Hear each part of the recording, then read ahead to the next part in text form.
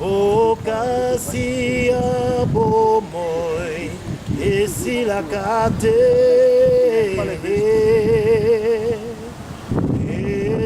esikamoye kenda kanaliwa lelo nkolomboka okoyebanga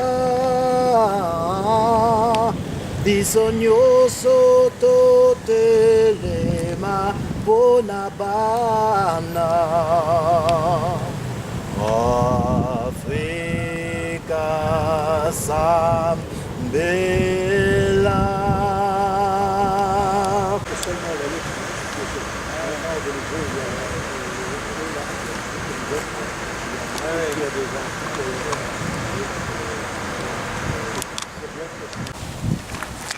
Donc le monument, c'est un petit peu un monument assez particulier. Premièrement, pour la date à laquelle elle a été construite.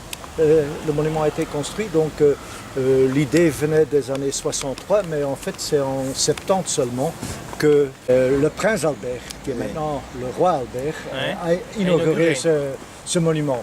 C'est une chose, donc c'est un monument qui date d'après la colonisation. C'est à peu près le seul, je crois, qui date qui a été fait après la colonisation, parce que la majorité des monuments, comme il y en a qui se trouvent encore à Schaerbeek, ils ont été faits pendant la période d'Albert Ier, donc juste après Léopold II. Ça, c'est la grande période des monuments coloniaux. Deuxième élément qui est important, c'est que le Belge, l'officier avec sa casque anglaise, et le Congolais avec son fess de la force publique sont sur la même hauteur visuellement. Tandis que dans les autres monuments coloniaux, il y a toujours une figure symbolique congolais qui dit merci à la Belgique qui est plus haute comme ça. Il y a cette image-là qui est coupée ici. Et troisièmement, c'est en forme de cercle un petit peu, donc comme une accolade. Et les mains symbolisent la fraternisation entre les deux. Et c'est un petit peu logique parce que ce sont des anciens coloniaux militaires qui ont fait ça. Et ils savaient combien ils dépendaient des soldats congolais. Parce qu'il y avait seulement les officiers qui étaient les Belges, la grande force de la force congolais, et qui ont fait de très grandes batailles importantes pour la Belgique. Et il y en a trois qui sont mentionnés. Redjaf est peut-être la moins connue. C'est une bataille un petit peu spéciale parce que Redjaf, c'est au nord du Congo actuel. Et là, ils sont partis, en fait, ils ont combattu les troupes soudanaises, mahdistes, et ce qui a donné, en effet, que Léopold avait deux colonies. Ce que les gens ne connaissent pas, mais par exemple, il y a la rue des colonies en pluriel, et qui a été fait en 1908, au moment que la Belgique a repris, et c'est déjà au pluriel, tandis qu'on n'avait pas encore le Rwanda ou le Burundi. Eh bien, la deuxième colonie, elle a été faite grâce à la bataille de Redjaf. C'est une partie du Soudan actuel, la province de Bahr al-Ghazal, et donc avec la plus grande ville, Lado sur le Nil, parce que Léopold voulait aussi avoir le Nil. C'était une débouchée aussi pour ces matières, parce que le fleuve Congo n'était pas tellement navigable au début, mais maintenant il faut le chemin de fer. Donc c'est une bataille assez historique, mais donc cette partie-là, on appelle ça l'enclave de Lado. La Belgique ne l'a pas eu parce que en fait Léopold l'avait en location des Britanniques. Donc après sa mort, c'est retourné au Soudan et maintenant ça fait partie du Soudan. Mais en fait, la force publique a été en dehors du Congo et les autres aussi, c'est tout à fait en dehors. Tabora, c'est une bataille très importante.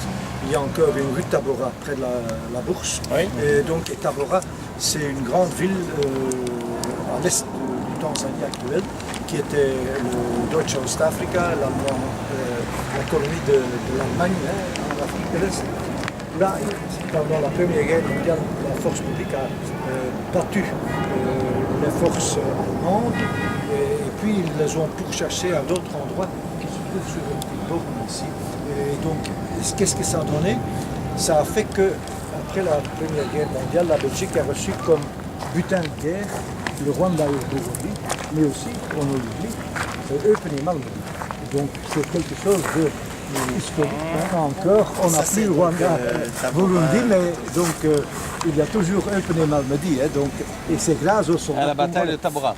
Oui, et donc Sayo, ça c'est pendant la Deuxième Guerre mondiale, hein, les dates sont claires. Ouais. Et ça se trouve en Éthiopie, parce que la force publique a voyagé beaucoup pendant la Deuxième Guerre mondiale. Ils ont été même au Nigeria, mais là,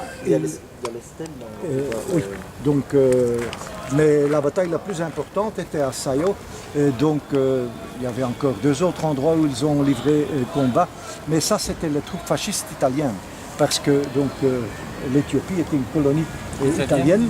Et là, la force publique a vraiment anéanti les troupes fascistes. Ils ont pris prisonniers à Sayo 9 généraux italiens et 175 officiers, je crois. Et donc, ce qui a fait que, quand on compare ça avec ce qu'on a fait ici en Belgique, hein, la Deuxième Guerre mondiale, c'est quelques jours qu'on s'est combattu, pendant que là-bas, c'était jusqu'à 40, jusqu'à 44 en fait. Parce qu'après, les mêmes troupes ont été en Égypte et même en Palestine, à Ashdod.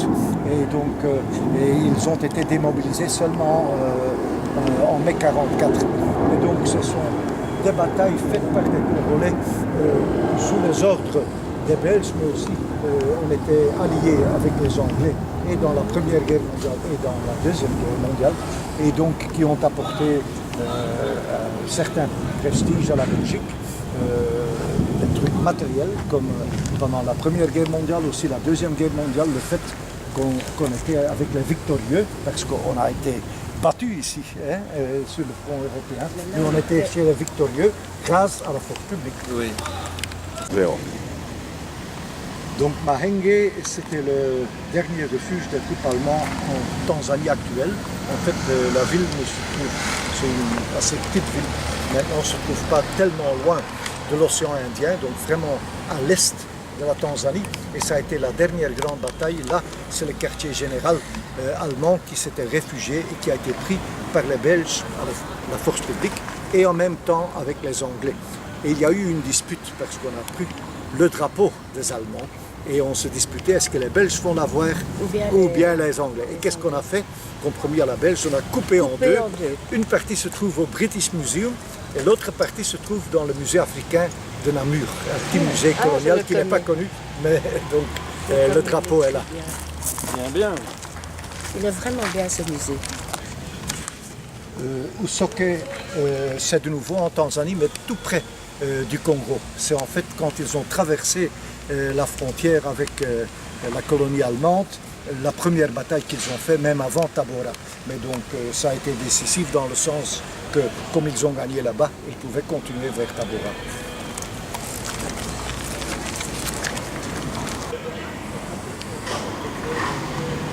Kasongo, c'est vraiment le tout début de la colonisation, au moment qu'il n'y a pas encore les frontières fixes du Congo. Parce que l'est du Congo, à ce moment-là, est contrôlé par des Zanzibarites qui faisaient surtout le trafic de l'ivoire. C'était le matériel le plus intéressant à ce moment-là. Le caoutchouc est venu après. Donc il fallait bien faire un compromis, ce qui n'a pas marché, ou bien il fallait faire la guerre. Et Kasongo, c'était le quartier général des Zanzibarites et qui a été pris dans cette bataille-là. Et comme ça, les Zanzibarites se sont repliés sur Zanzibar, là où ils étaient partis. Ce sont eux qui ont introduit le Swahili dans le Swahili, parce que ça veut dire la langue de la côte. Donc c'est comme ça que toute cette partie, en fait, qui parle encore maintenant Swahili au Congo, ça a été contrôlé par ces Zanzibarites, surtout commercialement. Politiquement, ça ne leur intéressait pas grand-chose. Donc l'Indi, en fait, c'est une rivière à l'est du Congo. Et là, s'est fait une bataille des troupes belges. Allez, c'était encore Léopold II, mais quand même contre les Batetela. Les Tetela, c'est un grand peuple de l'est du Congo qui travaillait avec les Zanzibarites. À un certain moment, ils ont décidé de travailler avec Léopold II parce que c'était plus opportun pour eux, mais ils ont constaté qu'ils étaient maltraités, beaucoup plus que par les Arabes. Alors ils se sont révoltés. C'est une révolte qui a pris beaucoup de temps et c'est un certain Henri, c'est son nom de famille, qui a fait la bataille et qui après s'appelait Henri de la Lindi, qui a été anobli. Ce qui est important peut-être aussi de dire, c'est que le Mumba était un Tétala. Et quand on voit les discours aux 60 de Lumumba, il y a certaines ressemblances au discours qu'on a récupéré du leader des Tétala. Il y a les mêmes reproches contre les Belges déjà à ce moment-là. C'est comme la tradition orale africaine a transmis ça chez les Tétala.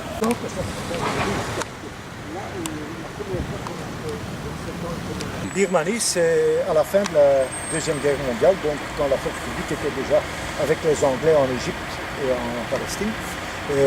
La force publique a envoyé un corps médical pour aider les troupes anglaises qui avaient des très forts problèmes en Birmanie. Il y a des batailles fameuses qui se sont livrées là. Mais donc ça, c'était vraiment pas une force combattante, c'était une force médicale.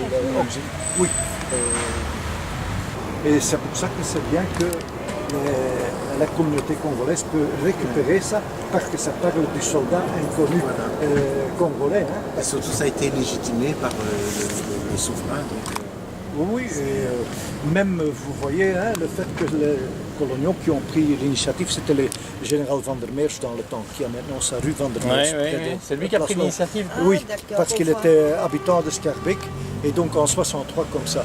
Mais puis ils avaient des problèmes d'argent pour financer ça, donc ça a traîné jusqu'en 70. Mais comme c'était les coloniaux, quand même, ils ont mis ce symbole de fraternité. Donc il y avait déjà cette idée de collaboration. C'était plus l'exploitation coloniale, mais c'était l'amitié. Et c'est pour ça que le monument peut être lu des deux côtés sans que ça se contredise. Et il y a beaucoup de sociétés qui ont financé en fait J'ai la liste. Et il y a même beaucoup de... dans le temps, la commune a fait une très bonne exposition, quand j'habitais encore ici. Il y a pas mal de compagnies coloniale, il y a beaucoup d'individus, mais il faut voir. La CIBECA, la Banque belgo-congolaise, ça c'est la Société Générale en avant, Congo Fina, donc ça sont, et il y a les montants. Et donc parce que on vendait des pierres symboliques comme ça. Et il y a des souscriptions individuelles aussi, oui, énormément. Oui, tout ça c'est... Et je suppose qu'il y avait déjà un milieu associatif c'était tout. Tout était... Dans le temps, il y avait pas mal d'organisations d'anciens coloniaux. Ce sont toutes les associations qui existent. Ils avaient tous leur bureau numéro 20 rue de Stassin, jusqu'à très récent. Maintenant, ils n'ont plus l'argent pour payer. Ils ont déménagé vers Charleroi, je crois. Donc Italie, c'est parce que la force publique a combattu les Italiens. Oui, là c'est déjà plus connu. C'est connu, mais en même temps, il y avait aussi un corps médical, comme on était allié avec les Britanniques au Moyen-Orient, qui a été aussi en Italie pendant la guerre en Italie même. Donc il y avait un petit détachement médical des forces publiques. Et donc ce qui est plus important en fait, ce sont les combats qu'on a fait contre les fascistes italiens au nord du Congo et au Soudan, et jusqu'en Érythrée en fait. Au début de la Deuxième Guerre mondiale, les troupes de la force publique étaient envoyées par bateau vers les colonies françaises de l'Ouest parce qu'elles étaient contrôlées par le régime de Vichy qui collaborait avec l'ennemi. Donc, mais quand ils arrivaient, le régime de Vichy n'avait plus le contrôle et donc c'était pour rien. Alors, il y en a qui sont repartis par bateau, qui ont fait le tour de l'Afrique jusque dans le canal Suez. Il y en a d'autres, une colonne motorisée de 1000 véhicules qui a traversé toute l'Afrique comme ça. Ils sont arrivés par le Tchad et puis au Soudan. Au Soudan, ils se sont battus déjà à Khartoum et puis ce sont eux qui ont continué vers Sayo, l'Éthiopie qui est à côté du Soudan, et ce sont eux qui ont été qui sont passés vers le canal Suez où ils ont combattu avec les Anglais. Et à un certain moment, les Anglais les ont appelés aussi pour venir en Palestine parce que c'était en 41-42.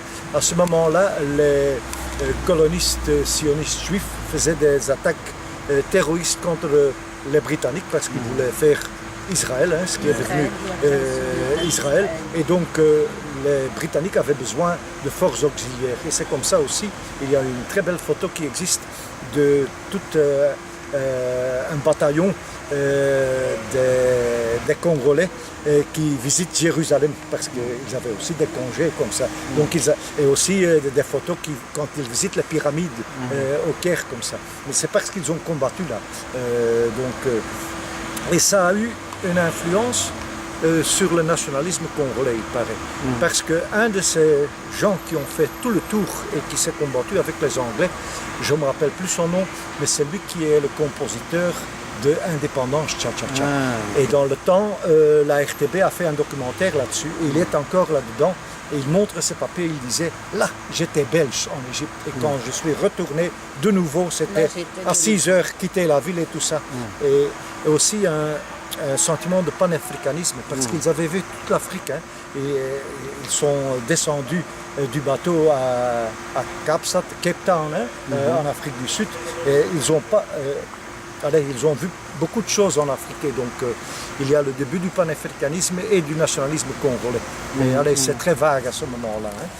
Mais déjà, donc il y a eu une influence. La force publique a aussi joué à regrouper tous les peuples congolais. Donc ça s'est fait aussi en Belgique. C'est Nigeria, donc la force publique était envoyée vers les colonies françaises de l'Afrique de l'Ouest qui étaient contrôlées par Vichy. Et donc, quand ce n'était plus nécessaire, ils ont traversé le Nigeria et puis ils sont allés jusqu'au Moyen-Orient. En fait, c'est une des étapes. Au niveau chronologique, il n'y a pas eu vraiment de combat là-bas, mais ça a été une présence parce qu'on a voulu se battre contre. Donc ça les Français. c'était au moment de la Seconde Guerre mondiale, à cette époque-là, au début début, de la Seconde Guerre mondiale. Ok. Abyssinie, c'est l'ancien nom de l'Éthiopie. C'est comme ça qu'on l'appelait donc pendant la Deuxième Guerre mondiale, comme c'est mentionné sur le monument. Il y a eu des batailles contre les Italiens. C'est pour ça que dans cette colonie italienne aussi, il y a eu ces batailles. Donc. Mais ça de moins d'importance. On a mis les grands batailles sur le monument même. Le reste, c'est pour se souvenir les détails de ce que la force publique a fait. Mais c'est pour ça que c'est un monument très intéressant, mais il faut connaître son histoire. Tout à fait, c'est pour ça qu'il faudra peut-être une petite pancarte explicative, parce que ça ferait du bien. Ce monument qui est d'une importance particulière pour l'amitié belgo-congolaise et qui est aussi d'une certaine importance pour le patrimoine de Schaerbeek. Qu'est-ce que ça représente en fait en termes d'attractivité touristique Je pense qu'il faut le faire connaître. Moi j'habite juste derrière. J'étais intrigué, tu m'as éclairé, mais je veux dire, les gens ne savent pas grand-chose de ce monument qui est ici, qui a une place, je dirais, importante, ici au Square Riga. Ce serait bête que la mémoire disparaisse alors qu'on a un monument qui justement peut l'apporter. Donc je pense qu'il faut faire savoir ça. Il y a des écoles dans les environs, il faut que les enfants soient au courant de la raison pour laquelle il y a un monument, qu'ils en comprennent la symbolique. Il faudrait demander à la commune de mettre une plaque explicative. Il y aurait devant la pelouse 2 plaques explicatives, ou plusieurs d'ailleurs, en plusieurs langues. Je pense que ça permettrait de mieux comprendre. Je pense que c'est aussi important de mettre en évidence le symbole que ça représente en termes de souvenirs communs des Belges et des Congolais. Des Congolais qui sont au Congo, mais des Congolais qui vivent ici aussi. Donc qu'on puisse assumer quelque part ensemble effectivement ce passé glorieux, cette solidarité, puisque d'une certaine façon, si on a pu gagner un certain nombre de batailles, on l'a vu tout à l'heure en faisant le tour du monument, et les explications qui nous ont été données par l'historien, eh bien c'est parce que des Congolais se sont battus avec les Belges, à côté des Belges, avec les Anglais, avec les Alliés, pour gagner un certain nombre de combats importants au moment de la guerre 14-18, au moment de la guerre 40-45. Et en termes d'événementiel, s'il y avait des choses qui se passeraient sur cette place-ci, ça pourrait apporter pas mal d'opportunités. Je pense que si effectivement on connaît le symbole, on le comprend et il faut l'habiter. Il faut que les gens sachent que ça se trouve ici. Tout à fait. Ils y viennent. Et je pense qu'effectivement, dans ce cas-là, il y a une série de rencontres qui sont possibles et de démarches. Tu voulais organiser un marché annuel. Oui, des éditeurs africains. Des éditeurs africains, ça c'est quelque chose qui pourrait se faire ici et qui pourrait du coup apparaître comme naturel. On le fait ici évidemment parce qu'on connaît l'histoire. Oui. On doit mieux la connaître pour qu'effectivement il y ait cette attractivité positive qui puisse se dérouler sur Scarbeck.